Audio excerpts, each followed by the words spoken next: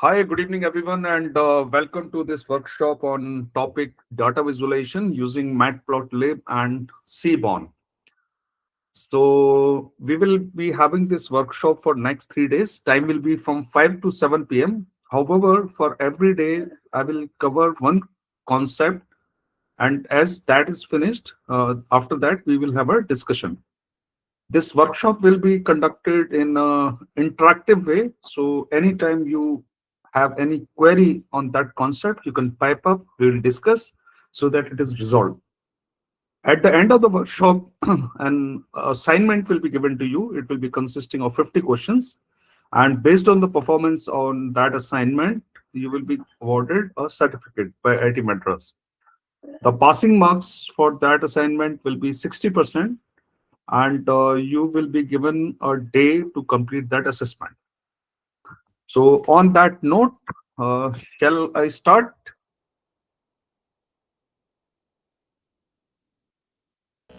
Yes, sir. Okay, sir. Yes, Okay, Yes. sir. okay, very nice. So I'm just sharing my screen. Once it becomes visible, just give me a hands up so that I know that screen is visible. Yeah, Nitesh, Sarthak, yes, please. Okay, it means my screen is visible. Thank you so much. Okay, let's start this workshop on the data visualization using Matplotlib and Seaborn.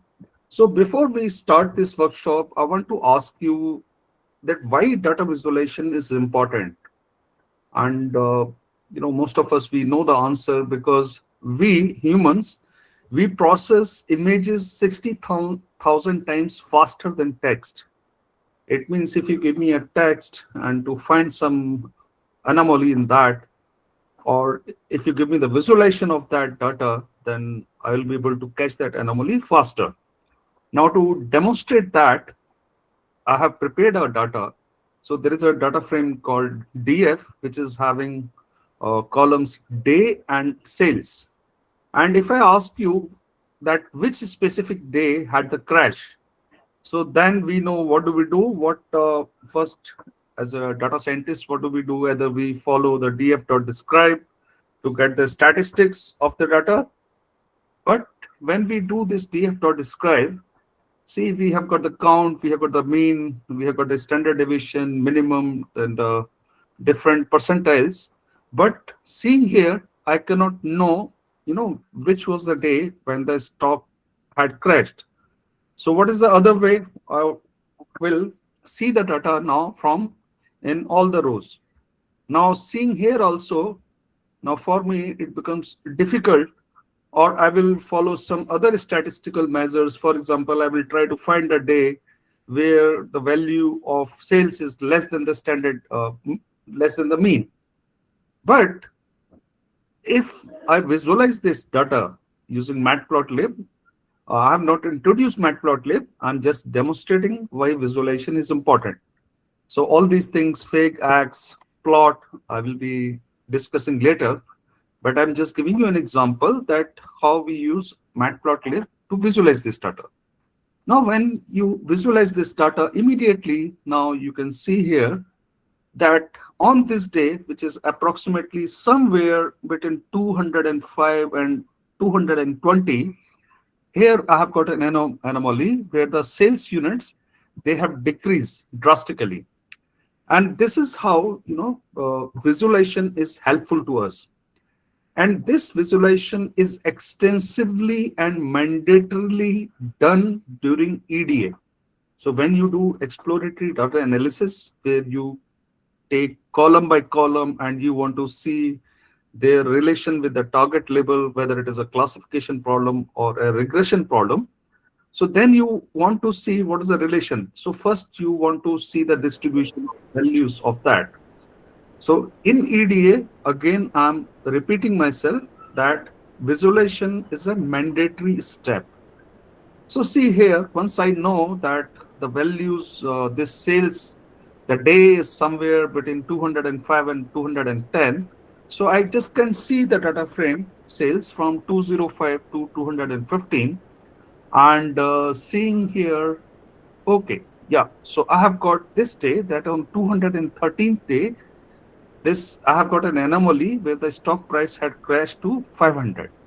So this is the power of visualization. It was just a demonstration to make you believe that visualization is a very, very powerful tool. Okay, so what we found that it was really helpful for us to find that bad day.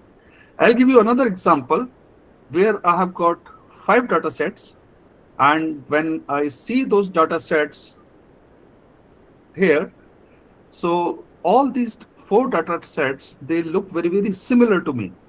The mean is same, you know, every variance is same, correlation is same. So to me, all the 4 data sets are looking same. So now, for example, if you are working somewhere and somebody has given you this data set and you have to write a report, and just on the basis of data.describe output, what will you write? You might say that, 4 data sets are effectively the same. However, if we visualize them, let's see how these data sets are piled up. So for that, again, I'm using the tools or the tricks of Matplotlib, where I'm making subplots with 2 rows and 2 columns. And in every row, I will be plotting these 4 data sets. So I'm plotting the scatter data set of this. So let's see how does it look like. Okay, so see, this is data set 1. Though now this is different. You see data set 2, it is entirely different. It is a curved one. You see data set 3, it looks like that there is an outlier. We have got a perfectly related points, but there is an outlier here. Similarly, data set 4, which is there, it is vertically, related, and there's an outlier. So see, although the statistics of the 4 data sets, that the mean, variance, standard deviation, and all that, they were looking very, very similar. But by doing visualization, immediately I know now that what is the relation between X and Y. Okay, so this is the power of visualization. And why do we do this during our machine learning model life cycle, especially in the EDA? So before I move ahead, I will share with you that in machine learning model, what do? We first load the data, then we fill the data. For example, we use the data.describe, data.info to see what is the technical summary of the data set. That also gives us information about NaN values.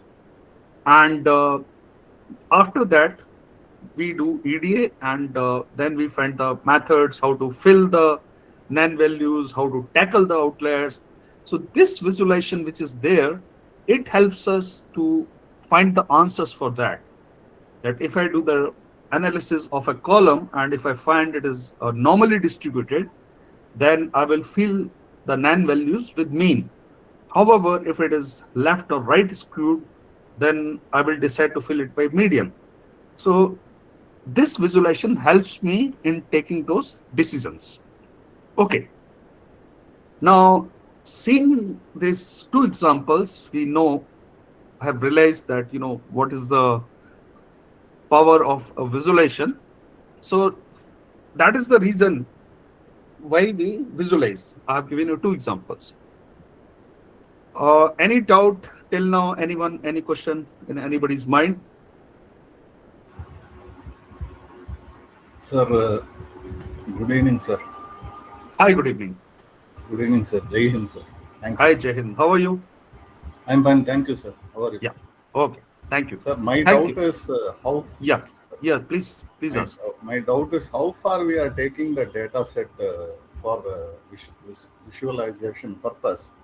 Are we taking a portion of the data, or the entire data is necessary for visualizing? Because Yeah. the So, more we include the data, it might change. Yeah, Umapati ji, I have understood your question. So when we do our machine learning projects, so we see the entire distribution first to get the feeling of that column, how that data is distributed, in that column. But if you want to zoom into some part, for example, you can do that also. We will be seeing all that while we go, through this workshop. We'll be having enough examples to see that. For example, sir, when we are analyzing the 4 data sets and comparing it, are we taking the entire data set? That is my question. Yes, yes. So we had seen the entire data set. So Okay. what I did just to demonstrate to you, I built these 4 data sets which are there. Okay, so these are the data sets. Okay. Yes, sir. And after that, we saw that if we use df.describe, then we will get, mean, variance, everything same.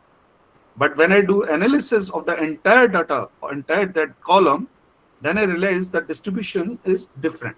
Okay. So with that introduction, now let's start and let's come to the first topic, which is the Matplotlib. So Matplotlib basically is a Python library, and you can say it is the grandfather of Python visualization. And it is a foundation on which other libraries like Seaborn and Pandas plotting are built. And if I want to give you the analogy for this, so think of a Matplotlib as a painting on a canvas. So you are given a canvas, you prepare that, and then you are doing painting on that canvas. It has got tools which give you, full control. You can do various types of visualizations. You can decide exactly where a line goes, how thick the border will be, how the font size will be there, whether it will be bold or not.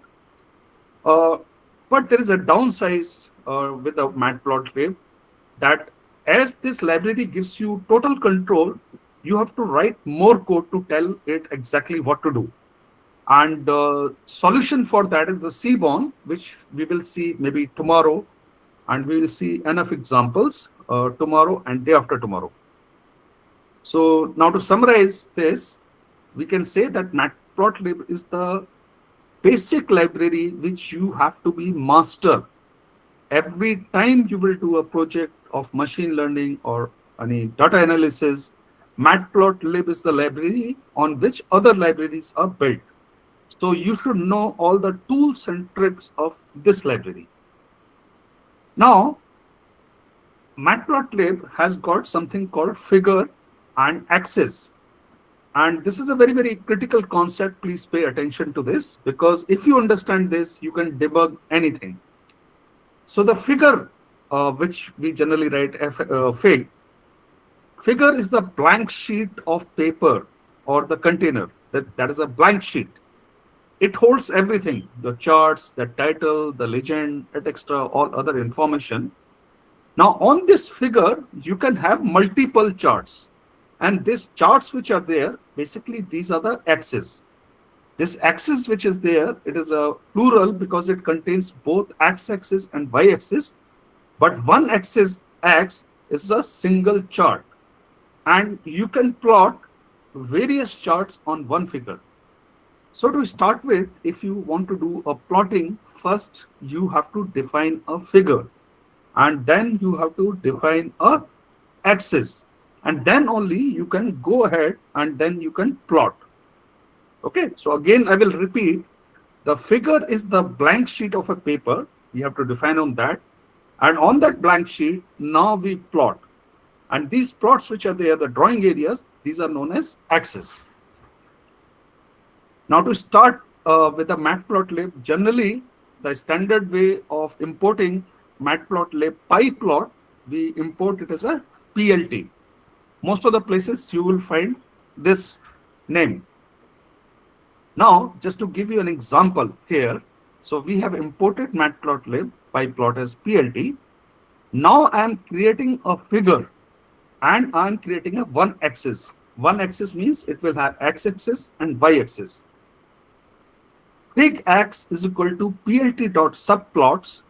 Now here default, I'm not giving anything. So default means it will have one axis. So I have got one figure, and by this default subplots is a command, and here inside I give parameters. If I don't give any parameter, one axis will be made. So this first command is to build that. Now, for example, I just want to plot, and these are the x values. Here it is a list 1, 2, 3. The second parameter is y, here again there is a list 10, 20, 15, and simple command I'm giving x dot plot. Now remember this x and y which are there.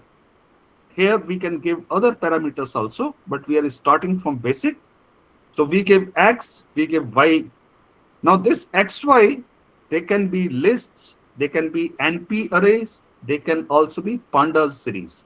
So let's see how it, and in the last, we show the result by doing plt.show. In most of the libraries, if you don't write it also, it will show, but make it a standard practice that you always show the graph. For example, here I put just hash in front of it, but then also your plot is visible. But make a standard practice that always you do plot plt.show. So again, to cover again, what we have done, we have made one figure and we have made one axis. I have named them as figure, fig, and x. This is the command plt.subplots. If I don't give any argument, then it will create one x with the name which is there, x. Now on this x which I have created, I am plotting x and y. X is a list 1, 2, 3, y is a list 10, 20, 15. And for showing the result, I do plt.show. So here you can see your x 1, 2, 3, they have come on the x-axis 1, 2, and 3, and on y-axis these values have come. And like I mentioned, that x and y can be lists, it can be NP arrays, or it can be panda series. So just to demonstrate that, for example, I will do it again. I am making two x and y, and these are NP arrays. And here I have got 5 values for x and y. So let's see. Okay, so perfectly it has taken x and y. So we have seen that here your NP arrays also, they work in Matplotlib. Now similarly, we do for panda series. So I have imported pandas. Any question, any doubt? Somebody has raised any hand? Yes, sir. The screen was not moving, that's why I asked. Is it moving now? Yes, sir.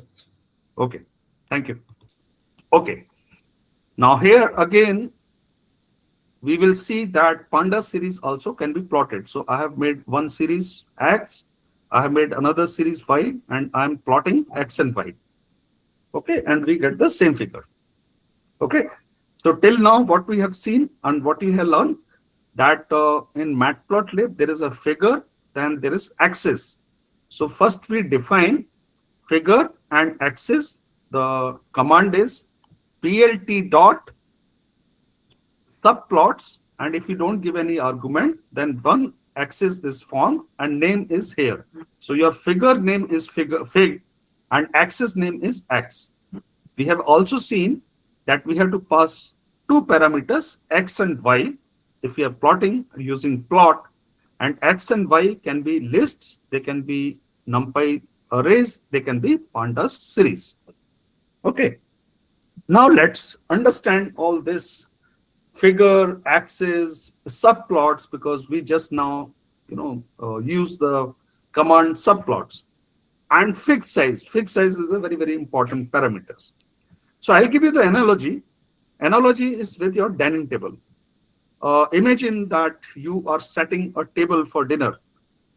Now the figure which is there, for example, just now we use fig for that. That figure is the dining table. No, it is a container, it holds the plates, it holds the glasses and the decorations. Now, if you buy a small table, your plates will be crowded. And this size of the figure is controlled by argument called fig size. Okay, so you can increase or decrease the size of your figure or the canvas by using this argument fig size. And it is given in two coordinates, x and y, and the value is in inches. Now we come to axis. So axis is basically the plate, where this is the place where the food goes, where you put the data. Now you can have one plate on the table, or you can have 4 plates also. So when you are having one plate, you can use the command which we had used only subplots without giving any argument. However, if you want to have 4 plates, now you can decide how those 4 plates will be displayed, whether you want in 4 plates in one row, or you want 2 plates in one row and 2 plates in another row. Now, crucial distinction is that you cannot put food directly on the table. It means after defining the figure, now configuring its fixed size, you have to have a plate. It means you have to have axis. You cannot directly plot the data on the figure. And now the plot which is there, when you do the plots, there are various type of plots. So when there is a dot plot, it is a simple line plot, or you can have a bar plot. This is the food. Now, once you have made the axis, when you use this command, you are putting now the food on this axis. Okay, and when you do plot plt.show, it is showing that. Okay, so let's again start from the basics. We import matplotlib as plt. This command, it should get ingrained in your subconsciousness that for visualization, you have to use this. So when you import the libraries in the starting, you are importing numpy as np, importing pandas as pd. Your third command should come automatically, import matplotlib.pyplot as plt. Now, I'll give you the example where we have got one table, one plate. It means I will have one figure, one axis, and then we will put the data on that. So we have got only one figure, one axis, so I can use the default argument. The default argument is what? plt.subplots. So this will give me one figure. The name of the figure is fig. The name of the axis is x. And now I will put food on the plate. Now what I'm putting 1, 2, 3. I'm putting 5, 10, 15. This is x, this is y. Now I can label my plate. I can give the title to this x which is I've defined. Okay, somebody wants to join this meeting. Let me admit.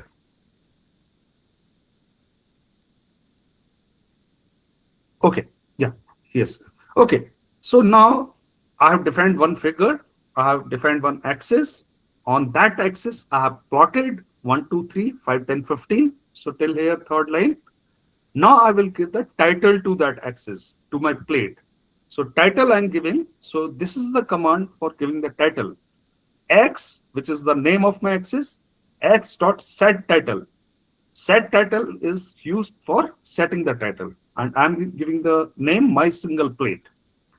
Now, similarly, for this axis, I can also give label names to X and Y lines. So for that, command is set_X label and set_Y label. So these are the commands. Please keep on writing in your some notebook. I'll share this collab with you every day at the end of the day. But please keep on noting down what are the important commands. So for title is set_title.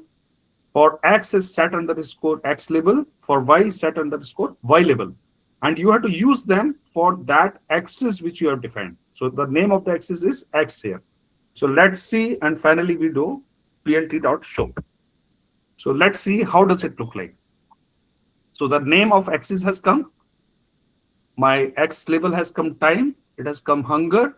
And I have got the data which I have plotted. So if you can see 1, 2, 3, 5, 10, 15. So it is a completely linearly related data, a straight line. Now after this,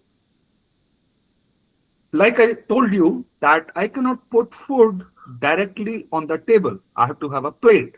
So if I try to, do fig.plot, what will happen? It will throw an error because I don't have a plate. So let's see if I do that. So I defined fig and x by the default argument, and I use fig.plot. So let's see what happens. So see, it has given very nicely that figure object has no attribute. So see, your figure has come. This is your table, but there is no plate. So you have to put it on the plate. Okay. Now we come to another important parameter, which is known as fig size. So fig size is an argument in which you pass a tuple in the values x and y.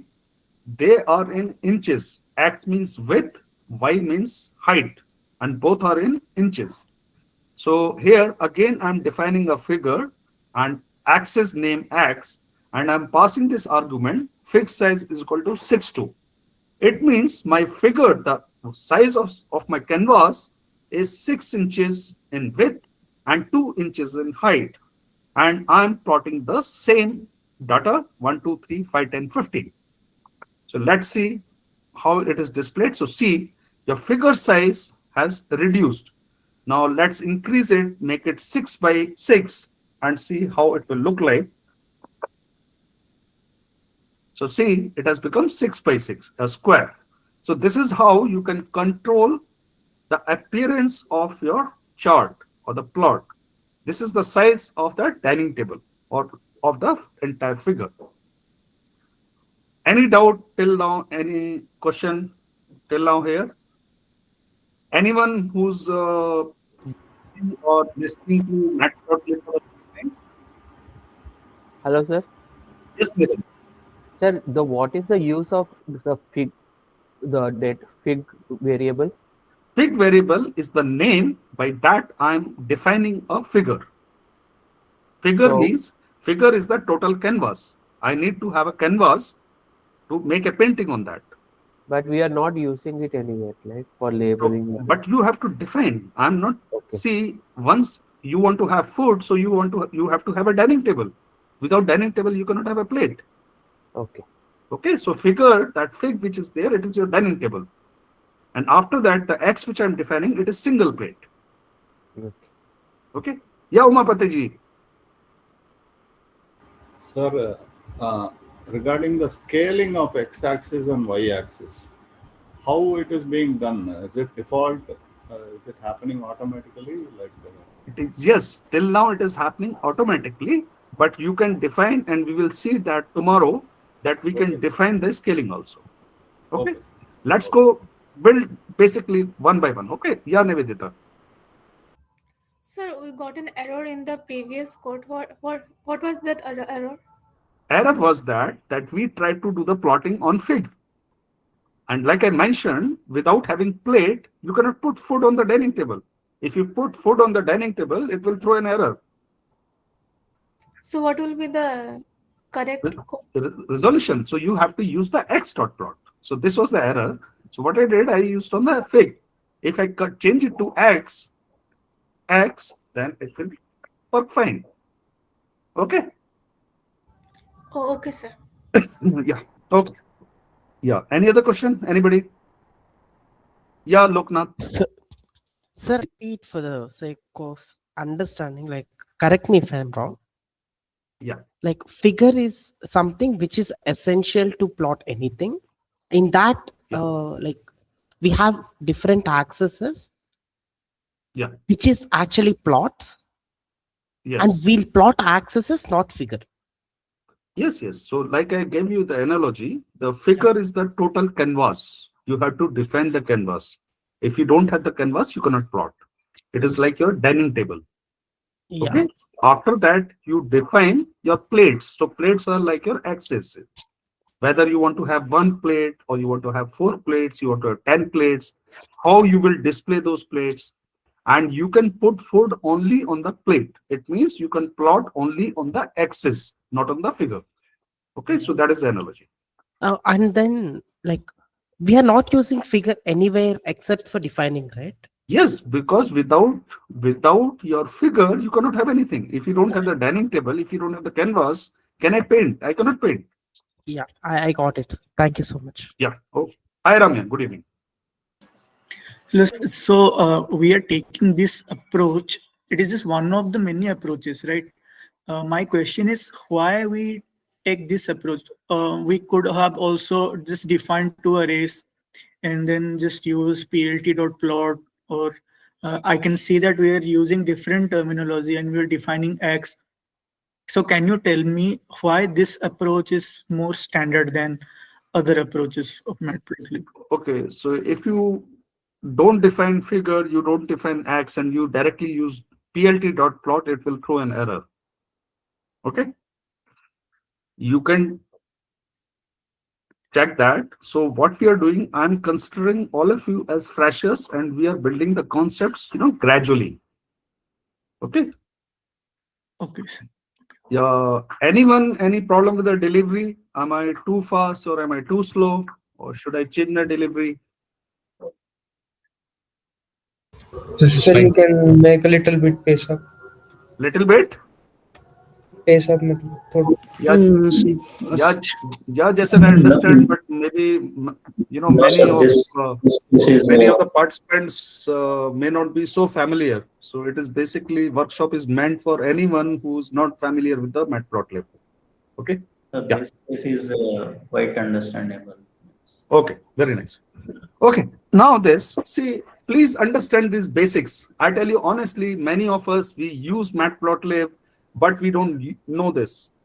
So please understand the basics, and once you know the basics, then you can easily use it. You can tweak the tools how to use it. Okay. Now let's do that. So I have given you the fixed size, how to control. Now we will come to second example where I'm having one table. One table means one fig. I will define the fixed size also, but I want to have two plates in that. So one way of doing that is that I pass fig is the name of my figure, and I'm now defining my two plates. Names are x1 and x2. I'm passing in a tuple. I use the same command plt.subplots. I give number of rows. Number of rows is equal to 1, and number of columns is equal to 2. So if you see when I'm defining in a tuple, so automatically, if I give something different, it will throw an error, because here x1, x2 means there is a one row and there are two columns. I'm also defining the fixed size. So here I'm giving 10 inches by 5 inches. Now, once I have defined this x1 and x2, now on this x1 and x2, now I will plot. So on x1, I'm plotting a bar chart. So for that, command is x1.bar. And what it is having on x coordinate, it is having A, B, C. And on the y coordinate, it is having integers 10, 20, 15. I'm also giving the color blue. And like I covered earlier, I'm setting the title, x label, and y label by using x1.set_title, set_x label, set_y label. I'm giving the title plate 1, the bar chart, x label is category, y label is value. Now I'm coming to x2 and I'm doing the same thing, but here I'm having integers on x and integer on y. And then always remember, whenever you are having more than one axis, always then there is a magic command which is known as plt.tightLayout.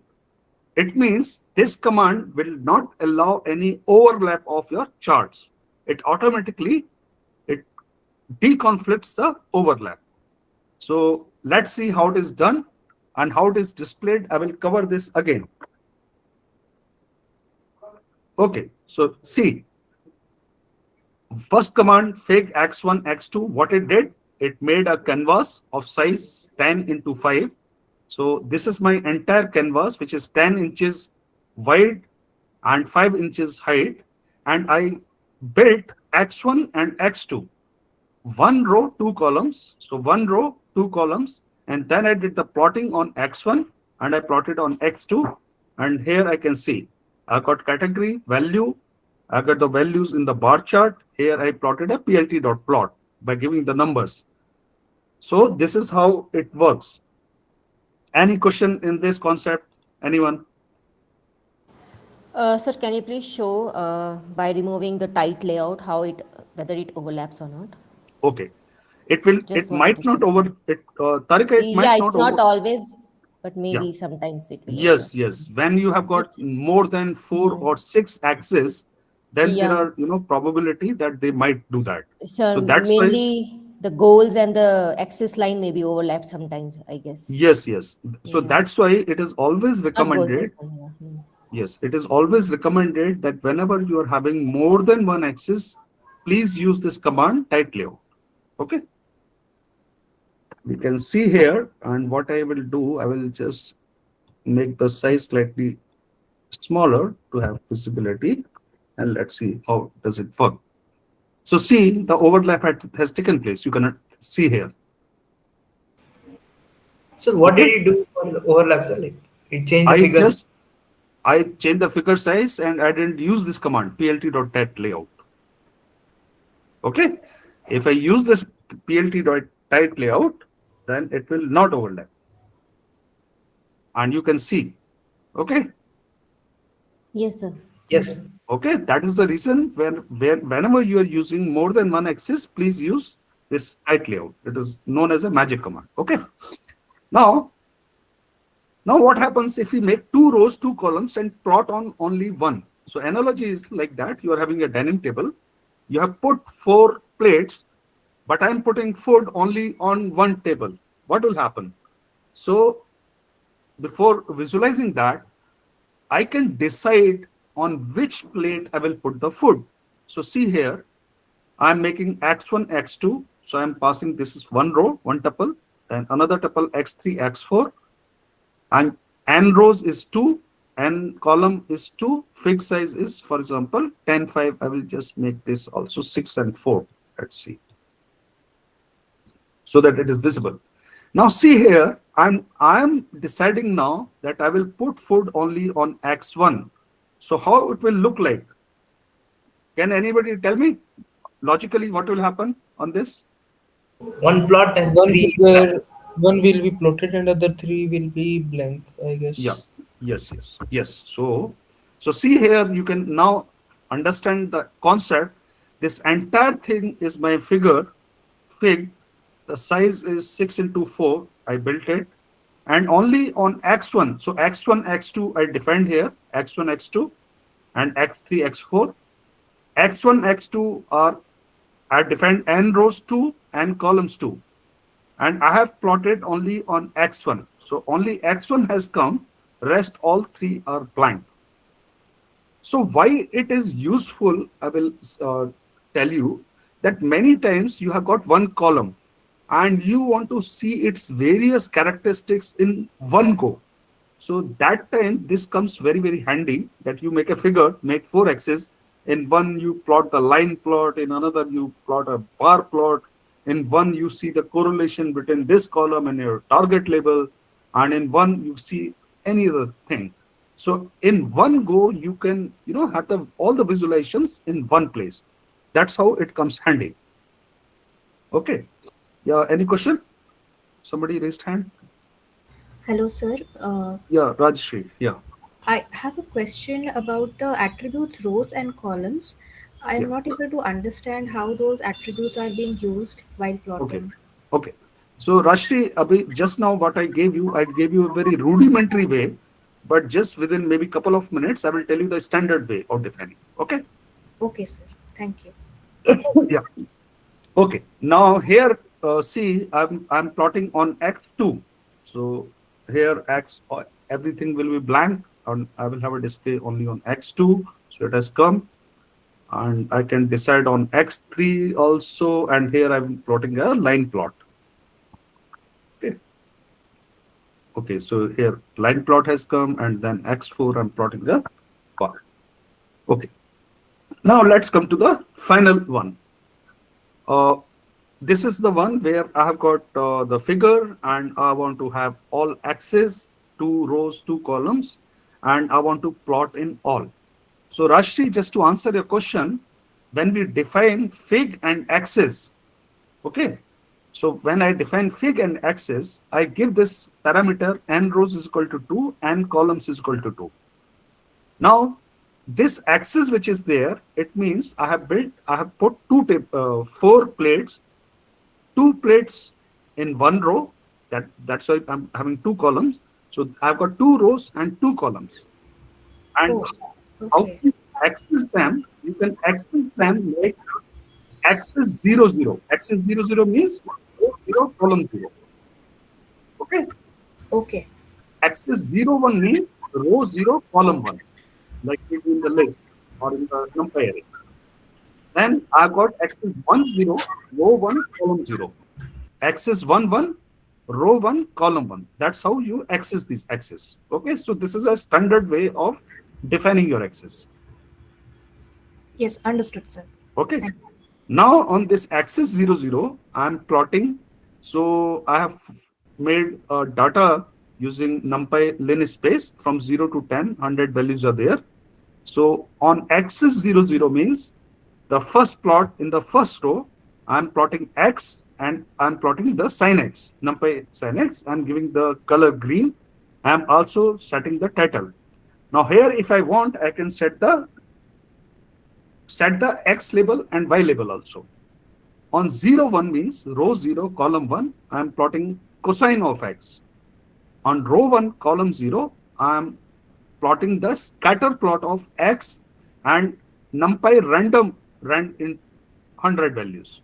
So this is the random noise I'm generating. And on the 1, 1 means row 1, that is the second row, column 1, second column, I'm having this random noise 1000 and I'm deciding 30 bins and I'm having a histogram. This we will see as we go, the types of charts which are there. So in one go, and I'm using this tight layout. And here, another very new thing which has come, that I can give fig subtitle, that this canvas which is there. So this is the command to give the title to your entire figure. The command is subtitle. And here I'm passing font size. I can also give argument color also. Let's see what if I color is equal to blue. Yeah, let's see what happens. Okay, so I will decrease the size because it is not visible. So I will decrease the size to 6 and 4. And I'm using tight layout, so they will be visible. They will not be overlap. Okay, yeah, 6 and 4. So see, this subtitle which I gave color blue. So my entire figure, my entire canvas, or analogy to the dining table, the name of the dining table has come, that this is a grand banquet of charts. Row 0, column 0, I built a sine wave. I give the title. Although I didn't define the X label and Y label, which I could have done. On row 0, column 1, I built a cosine wave. On the row 1, that is the second row, and column 0, I injected a random noise, and I wanted to see that. And second row, second column, I'm seeing the histogram. So this is giving me the distribution. So this is how you can use one figure, many axes, to visualize your data, to find out valuable insights from different angles. Any question in this? Rashti, I hope I was able to answer your question. Yes, sir, I'm good.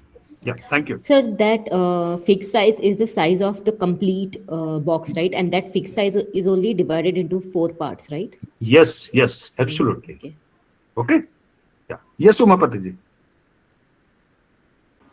Sir, I don't know whether my question is correct, but I wanted to know whether there is a facility to compare two graphs we have made. Example, sine and cosine. I don't know. I suppose, imagining I don't know anything technically on that. But is there a help provided to compare two graphs? Yes. Umapatiji, what you can do, you can plot your sine wave and you can plot your cos wave on the same chart also. We will see. Maybe that we will cover tomorrow. That on the same chart, I have got now a table, and I want to put 2 foods there. I want to put chapati and I want to put rice also, and to see the difference. Okay, we'll see that. Yes, Prashant, please. Sir, in all the charts, the x-axis is the x values, right? And yes, which is defined earlier. Yes. Y values are like sine or cosine or random noise. Yes. Just to display the chart. Yes. Okay. Yes, Nishant. Sir, is it possible, like We are plotting the chart, but we don't want to show the last chart. Like the 4 plates are there, but we don't want to show the last plate. So don't put the food on the last plate. It will be blank. Sir, but we don't want to show the blank chart also there. Just You're blank not space. presenting, no? It is not a presentation. You are using these tools for your own analysis.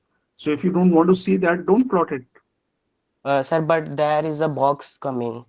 So there is how can we hide that box? So then what you can do, for example, that instead of 4, you wanted to analyze only 3. Yes, sir. Okay, then you can make one row and you can make 3 columns. Okay, and you can visualize all 3. Okay, sir. Like, is it not possible? Like, if I have made a 2 by 2 chart, Yeah. and So the fourth chart. so I'll give you this homework to you. You will find out and you will let us know tomorrow. Okay, sir. Sure. Yeah. Okay. So shall we move ahead? Sir, I think set visible, we have to make it false. Or Yes. something. There is an argument, and that's why deliberately I've given him homework. Okay. Okay. See, I'm considering all of you freshers. If you have, I know that a lot of you, you have got knowledge, but I'm trying to build the basics. Okay. And we will keep on finding the things. Okay. But if we jump, then what we will do, we will come to the advanced part without knowing the basics. Okay. Okay. So let's go move forward. Okay. So now, like I mentioned, that I can give all these X labels and Y labels to all also. So here I have given this labels also to them to make it beautiful. And I will use colors blue, red. Let's see what happens. And I can also, in the tight layout, there is a parameter I can pass, a rect. It defines the positions of these 4 axes which are there. Okay. So let's see what happens. So this has come, and due to the tight layout, everything is visible clearly. Everything is having X label, everything is having Y label. We have got titles for all the charts, and we have got a grand title also for the figure. Okay. So what we saw, that this magic command which is there, tight layout, it is very, very important to use. Always it should ingrain in our subconsciousness that if I'm using more than one axis, always that should come automatically. Okay, that I have to do. plt.show, like I covered earlier, not mandatory to use, but a recommended practice, always use plt.show. Okay. So now we have understood the table, we have understood the plate, we have understood what is a figure, what are axis, and now it's time to serve the food, the actual chart. So all of we have done that earlier. So now after this, now I will cover the type of plots in Matplotlib. What are the various type of plots? So the first type of plot which we have already seen is the line chart.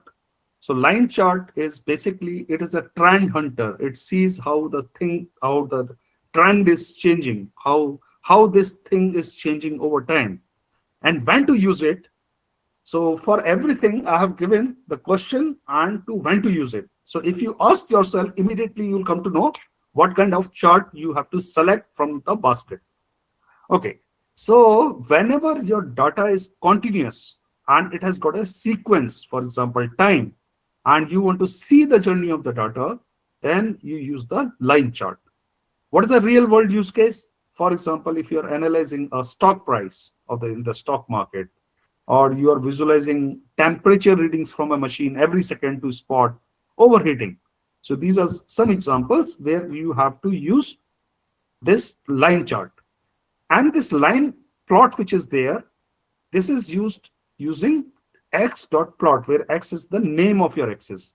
So see here, again, I have imported Matplotlib PyPlot as PLT. I have made some data, days, Monday to Friday. This is the stock price. And then I make the figure and axis by this command, plt.subplots. And here, when I use x.plot, days will be, this is X. I also can pass argument X is equal to days, and also I can pass Y is equal to stock price. Now there will be certain things now here I will be using to introduce you.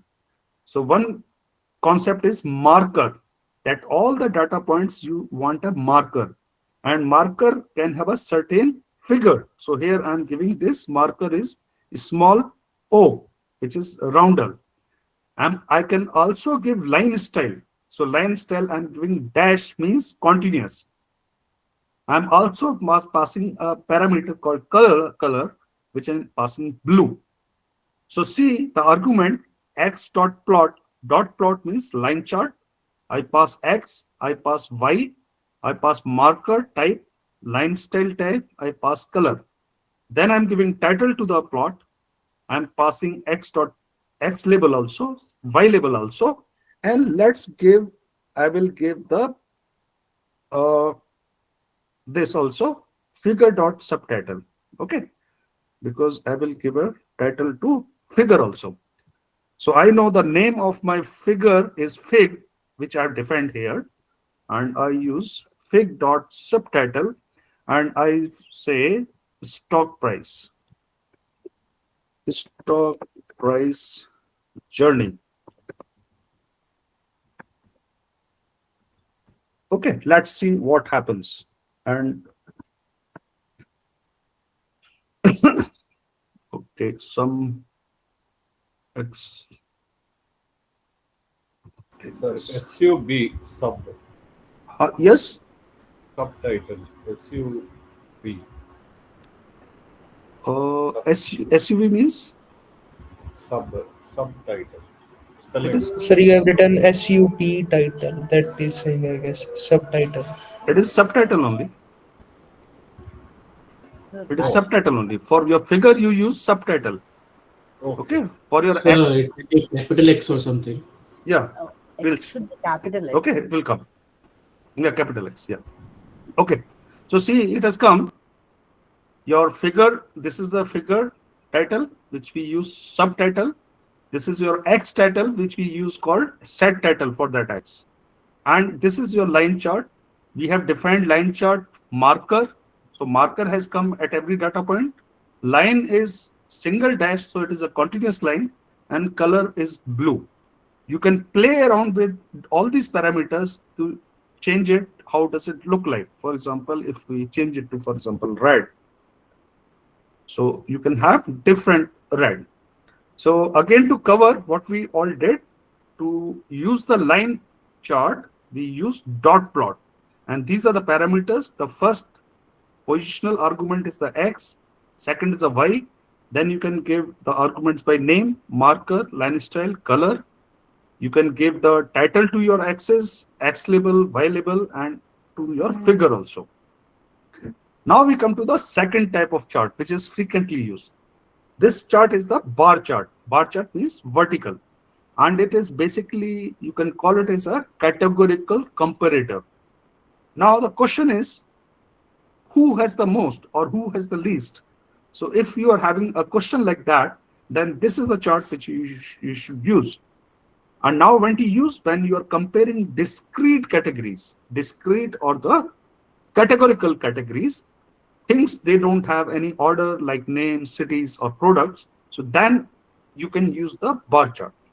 For example, you can use, for example, comparing total revenues of product A versus product B versus product C of sales data, or you are comparing population counts of different cities for demographics.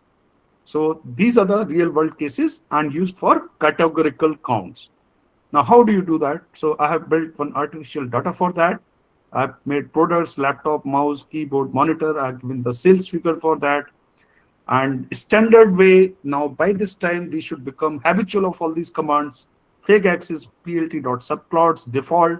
It will give me figure called fig and one axis called X.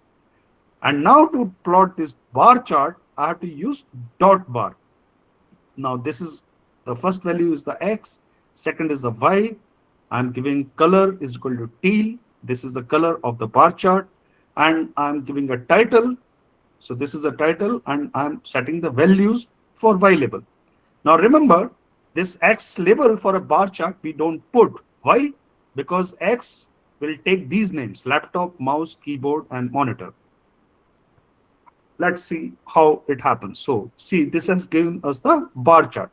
So in the X, my X names have come: laptop, mouse, keyboard, monitor, and here they give us the information unit sold. Any question on this? Anyone? On the line chart, on the bar chart?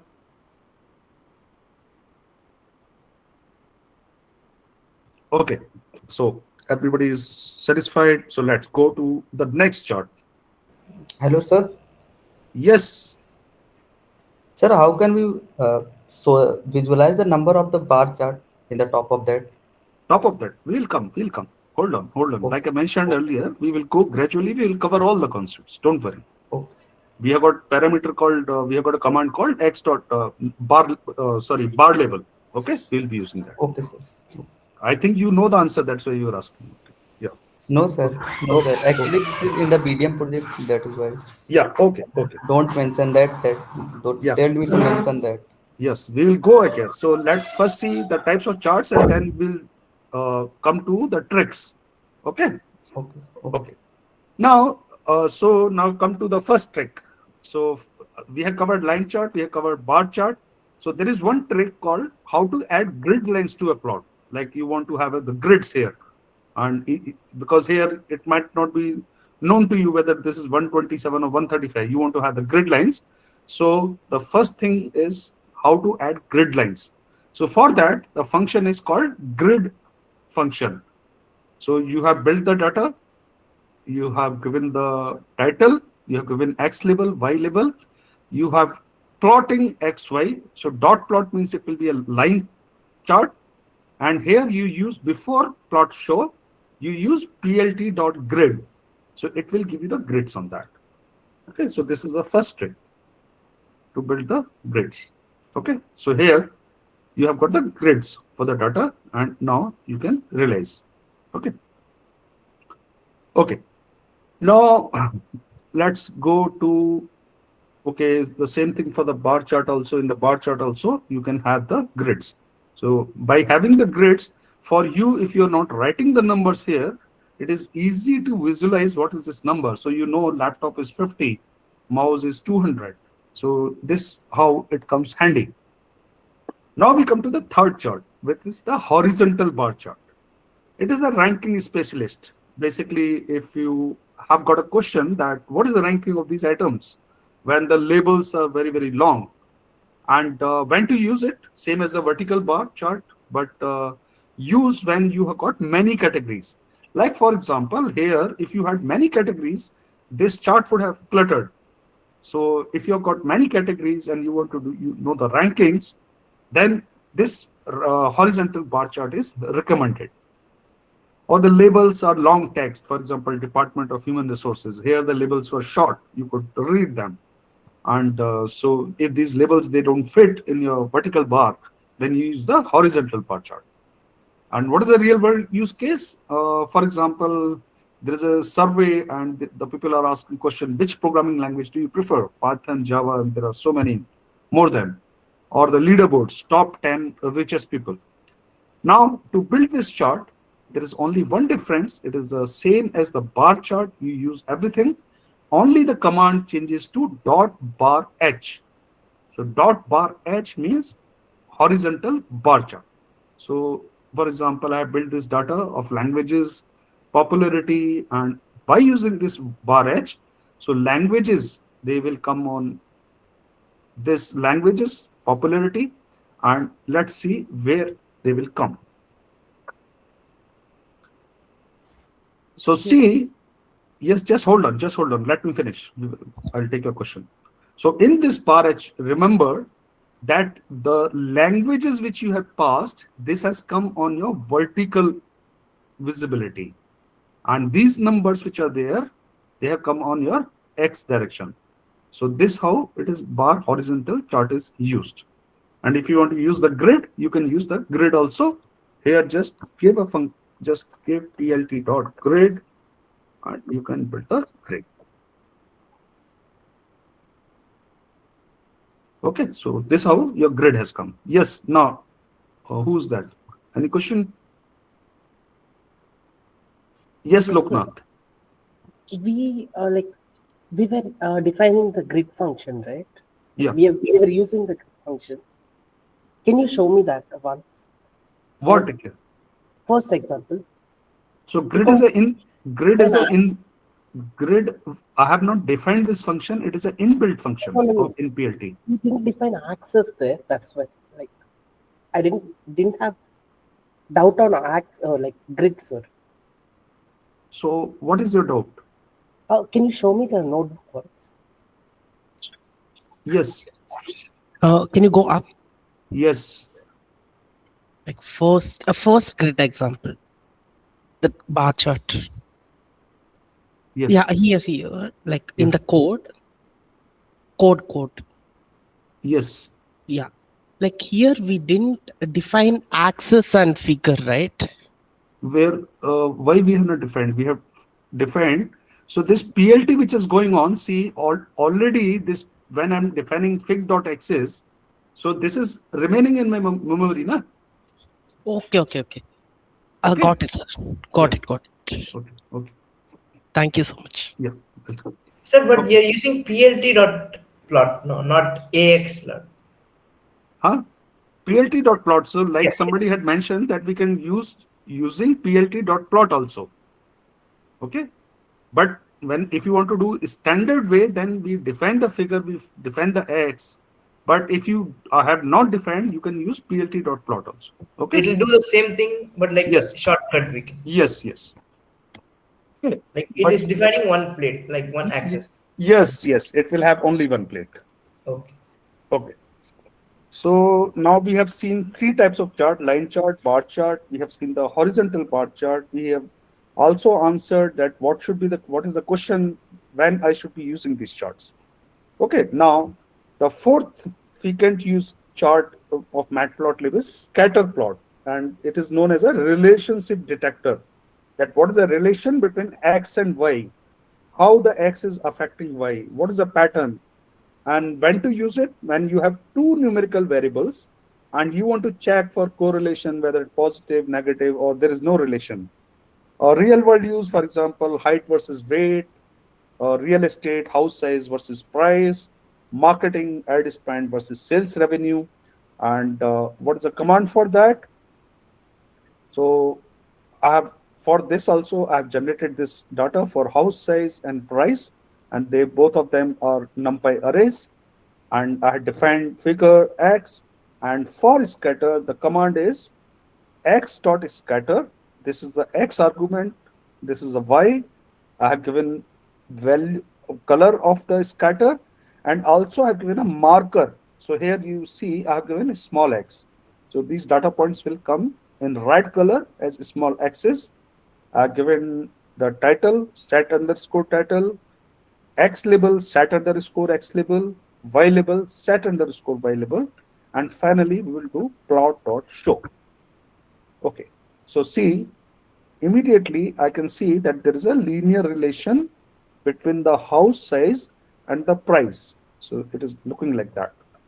Okay, let's see whether we can change, the color, and so let's see blue, and I give some marker, different marker. Can I give, for example, I want to give Q here. Will it work? Okay, because this Q is not a marker. So marker can take only certain values. For example, we had a small O earlier we used. So here it will come blue, round. Okay. So this is scatter plot. Most of us, we are familiar with this kind of relationship. All of us had done the diploma and done the MLP project. Okay. Now we come to the next chart, which is the histogram. Histogram, basically, it is a shapeshifter. It gives us basically, if there is a question that whether this data, it is normal, it is skewed, or it is centered. So then we should use histogram. When to use it? When you have got only one numerical variable and you want to see the frequency distribution. So unlike a bar chart, it compares the categories. A histogram groups continuous numbers into ranges called bins, and we can define those bins. Real world case, for example, you want to analyze exam scores, what kind of distribution they are following, or you want to, in manufacturing, you want to check the diameters of screws, what is the distribution. So in those cases, we use the histogram. So for that, I have made a normal distribution of heights. 250 are the values, 10 is the mean, and average height is 170 centimeter.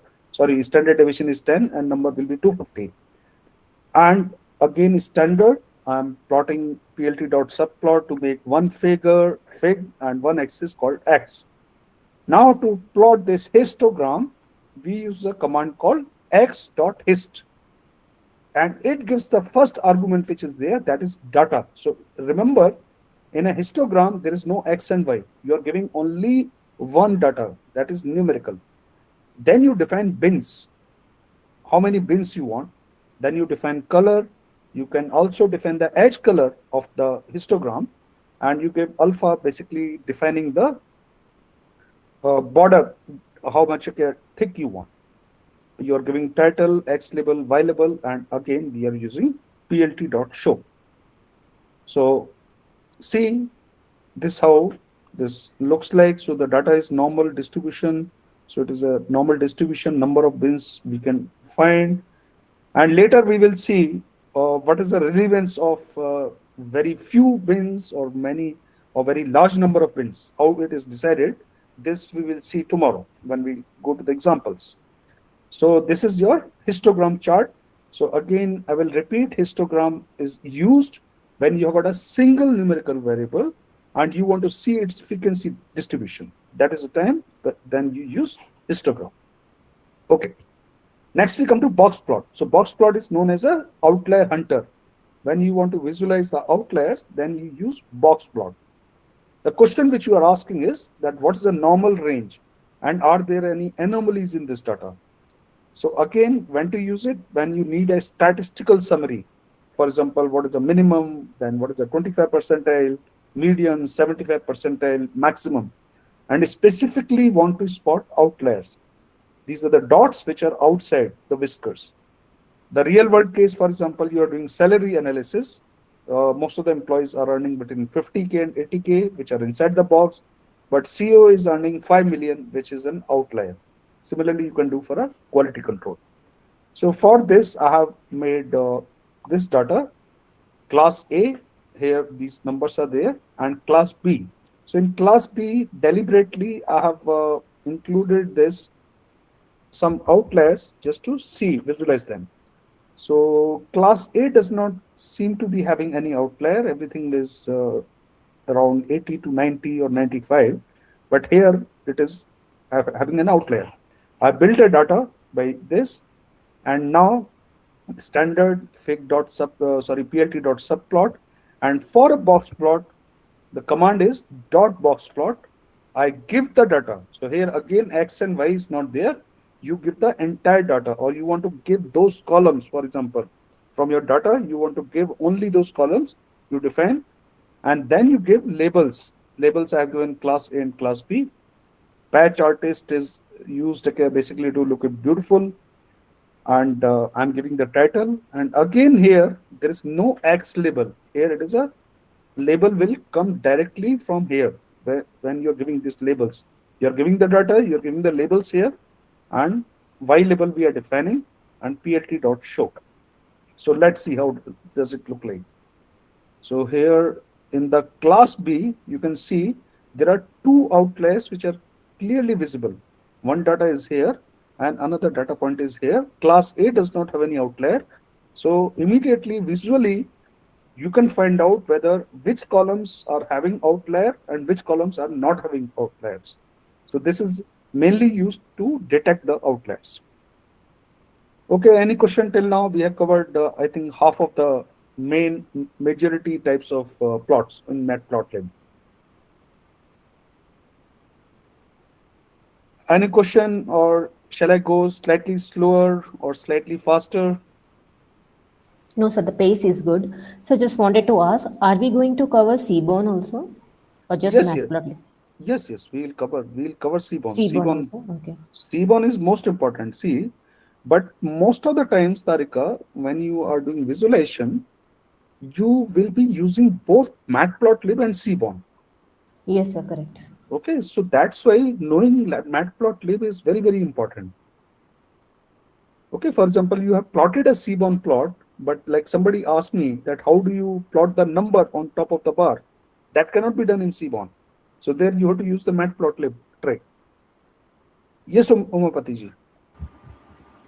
Sir, imagining I'm making a scatter plot for two data sets, and I'm not able to arrive at any conclusion. Like it is almost same. I need to decide on selecting one data set. Is there a way where I can superimpose a circle on the scatter plot and decide something like that? I'm just thinking. Yeah, see, Umapati ji, the thing is like that the visualization methods, they are giving you some intuition. And based on those intuitions, then you use the statistical methods. Okay. So visualization can give you only the idea that how these things are related, whether they are linearly related or they are they have got a curve or it is looking in a different way or they are not related. But after that, there are statistical methods by using p-values and all that, which we learned during, I think, statistics, that you can find whether, those hypotheses are valid or not. Yes. Okay. Yeah. Okay. So if there is no further question, let's go ahead. Okay. Next is the pie chart. So pie chart is basically known as a shareholder. What is the share of different things? The question is, what is the percentage breakdown?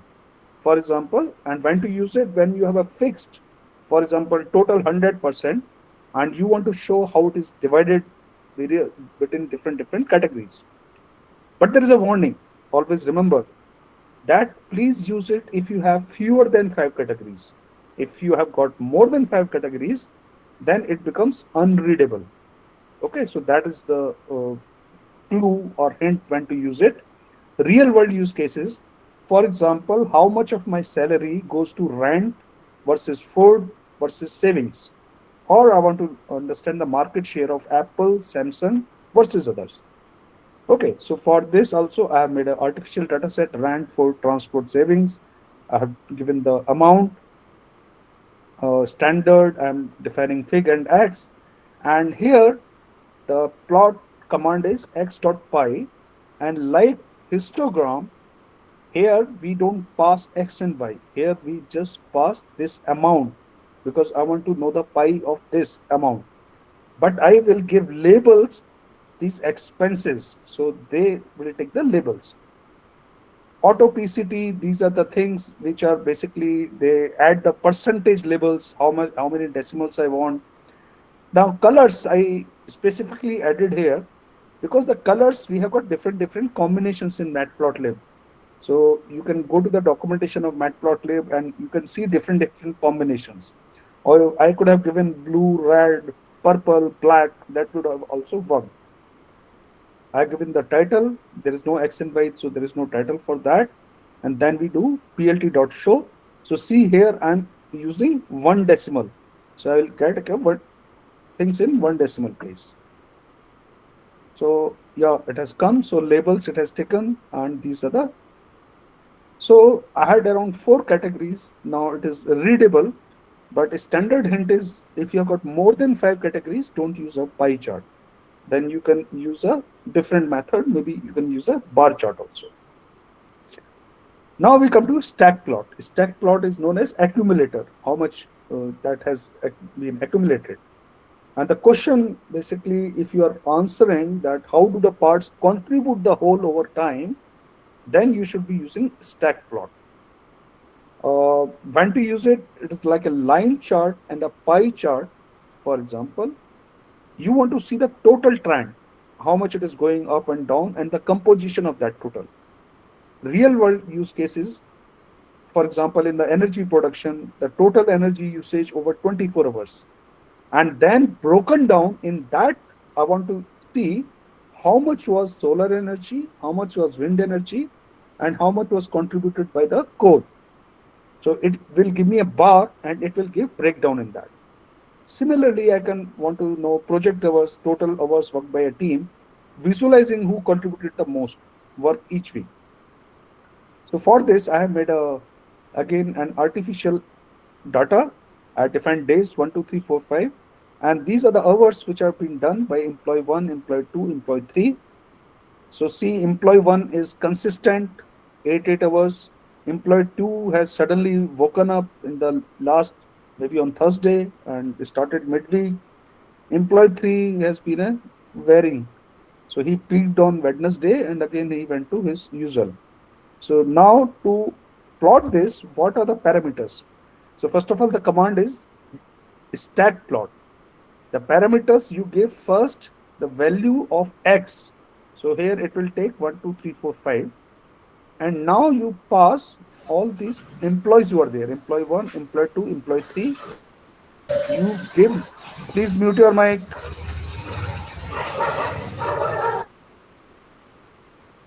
Request everyone to mute your mic, please. Okay. Now this employee 1, employee 2, employee 3, which are there, I can give labels also. So I'm naming employee 1 as Alice, employee 2 Bob, employee 3 Charlie. I'm giving alpha, that is the thickness. I'm passing now, a new concept has come here. I'm introducing legend. So this is passed by x.legend, and I'm passing location is upper left.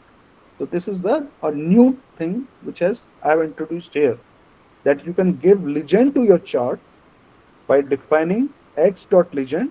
X is the name of your axis. The command is .legend, and then you can pass location also. If you don't pass location, then it will automatically find the best location, whether it is down left, down right, or upper right, automatically. Then standard, I'm setting the titles X label, Y label, and plt.show. So let's see how does it look like. Okay.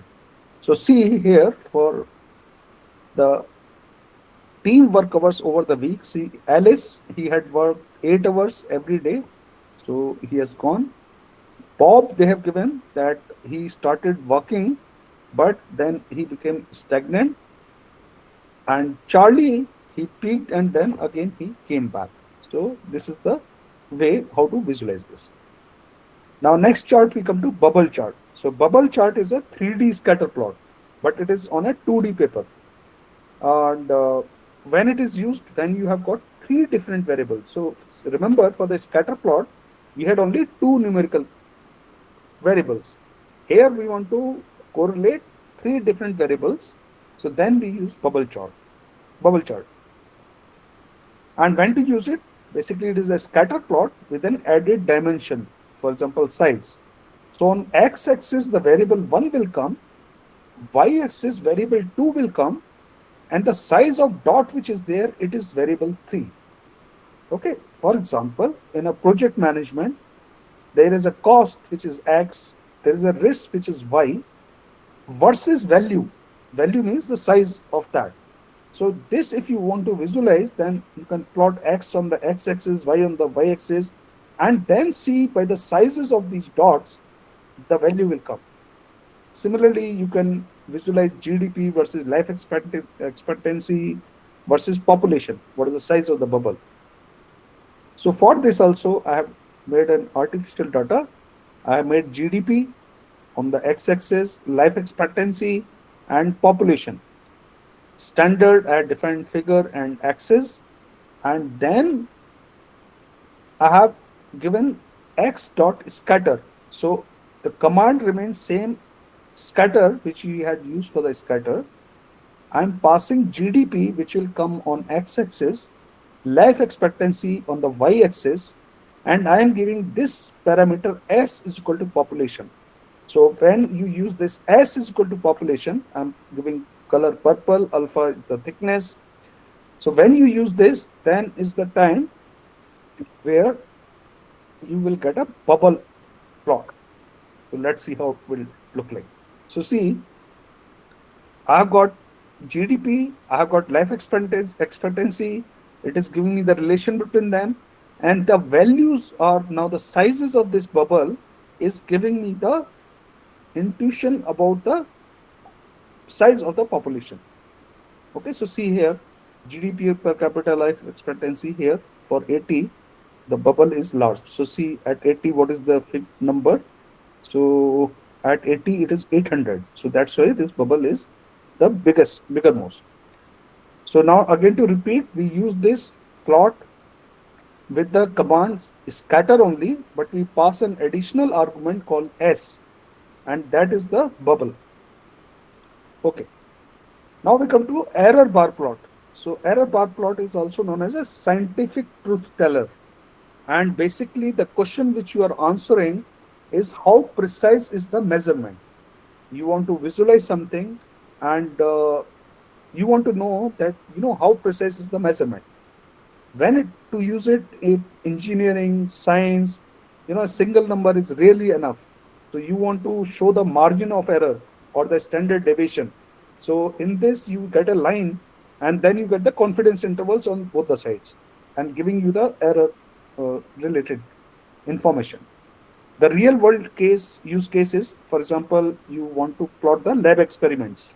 For example, average voltage was 5 volt, but it fluctuated by plus minus 0.2 volt.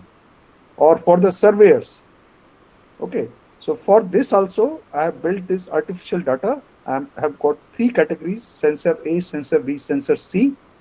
These are the average readings, means I have given, and then I have given the standard deviation of all these 3. So this is looking like a lab experiment. I use standard to define fig and ax. And here, for building this chart, the same command dot bar is passed. Here I pass X value, here I pass Y value, but this is an argument Y error. So this is an additional argument which you pass, and you are passing it as a standard deviation. I'm passing color orange, which is of the bar, alpha is 0.7 thickness. I'm giving the title and then showing. So see here on the top, this length which is there, it gives the indication of the error, that how much the values are having error, and what is defining it is defined by the standard deviation. Very I will say rarely used, but in some of your projects you might find it to use. Now we come to the next one, which is frequently used in a machine learning model. You always find the correlation and then you plot it on the heat map to visualize how the things are correlated. So it is known as a matrix scanner. The question is, it is answering when the question is, where are the hot spots or clusters? And when to use it? When you have a matrix of numbers like a spreadsheet table and you want to see patterns instantly using color intensity. Real world use case, everywhere it is used whenever you are having numerical columns. So for this, I will use, I have built a data. I have built a 5 into 5 matrix by taking random values using RumPy, standard. And now here, this is a command which is IAmShow. So this IAmShow is the one which is used for heat map. I'm passing the data, I'm passing color map is equal to hot. So this is the C map of the Matplotlib. There are various things available here. Now I have to define IAM here. Okay. So the heat map has come. Now when we will be covering seaborne, maybe we will start tomorrow, you will realize that seaborne heat map is much more aesthetic, much better than this Matplotlib. So as a standard, we use seaborne heat map. We will be covering that. And automatically in the seaborne heat map, your numbers also, the correlation numbers, they come here. There is another way of plotting a heat map in Matplotlib, that first you find the correlation using the core command and then you plot it. So that is also another way of plotting a heat map. Now we come to the last plot, and this is the last part of today's workshop. I will be covering only these plots here, and then tomorrow we will see some examples of Matplotlib, and then we will start Seaborn after that.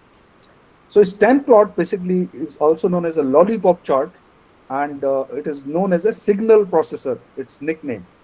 And the question what it is answering, that what is the value at this specific discrete point, and when to use it specifically for discrete data where the values between the points don't matter or don't exist.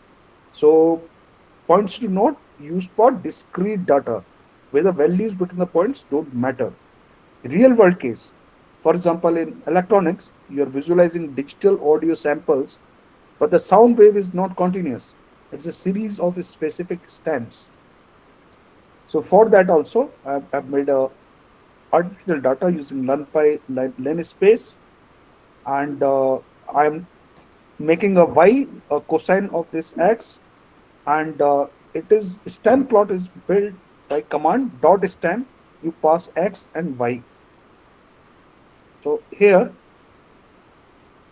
you get the stem data you have got. So at different places you have got an indication the values of y. Very rarely used, but it is always better to know this because in some projects it might come. So now we will culminate today's session by giving you some, checkpoints or a checklist that if I have got this goal, what chart I should be using.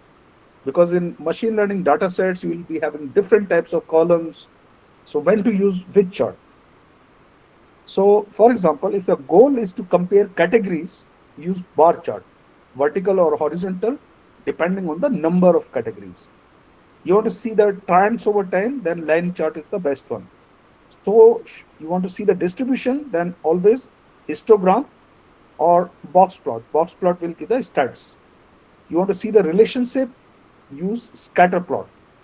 You want to show the composition parts of whole, then you can use either pie chart when your number of categories is less than 5, or you also can use the stack plot. If you want to show 3 variables, then you can use a bubble chart. Bubble chart is used by the same command dot scatter. You want to show uncertainty, then you can do that by using error bars.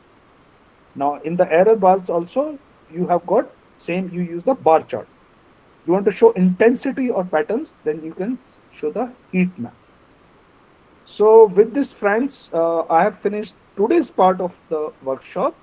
Today basic idea was to introduce you to the Matplotlib, to know the various type of charts, to understand figure, axis, how to give a title, how to give to X label, Y label, how to deconflict, all that. So today we have seen. Tomorrow we will see some advanced tricks in Matplotlib, like giving the number on the top of bar, markers, lane space, and everything. So in case there is a question, I will be very happy to answer. I hope my delivery was not too fast or not too slow. If you feel like so, tomorrow you can tell me, or in fact today also you can tell me. Yeah, Prashant. Yeah. That for each map you use C map, so that is a argument for the each map, right? The syntax. Yes. So C map stands for color map. Okay. And for the chart which you showed, the working hours distribution. Yes. Like the employee who was consistent was in the bottom, and then the other employees are shown up. So that order also we can. Yes. So you can see that how the progress has been done. Okay. Somebody is consistent, somebody is increasing, then coming back. So those numbers which are there, they are not reflective of that. Okay, it is giving only a trend. Yeah, Umapati ji. Sir, if I may comment on the analogy, is it okay? Can I say something on the analogy? Yes, please. Other than that, when you ask about your pace, it is perfect, sir. The pace is perfect. The analogy there is the length and breadth of the dining table will be x-axis and y-axis. Yes. And the plots will be the plates. We are plotting the graph. It should be the plates. Yes, if exactly. we put the numericals on that, the labels, then that will be food. Yes, yes, exactly, exactly. Slight change will be better understanding. Yes, yes, exactly, exactly. You're right. The data which you are putting on the table, the data which you are putting on the axis, that is a food. That is a food. Yes, sir. Yeah. Okay, thank you very much. And tomorrow we'll catch up. Thank you. Have a nice day. Bye bye. So there is Thank you, also sir. Thank you, sir. violent plot that is similar Yeah. to the box plot. Yeah. So once this recording shall be available, I'll share with you. Okay. And the Colab file also I will share very soon. Sir, I have one question. Yes, Tarek. Sir, it's not you, regarding this class. So just Yeah. wanted to know about the behavior assessment. I mean, yeah, Okay. that. So the aptitude and also when that will be released and the presentation, because as per the Excel sheet which you have given, the dates are already passed. So just wanted to know, are we going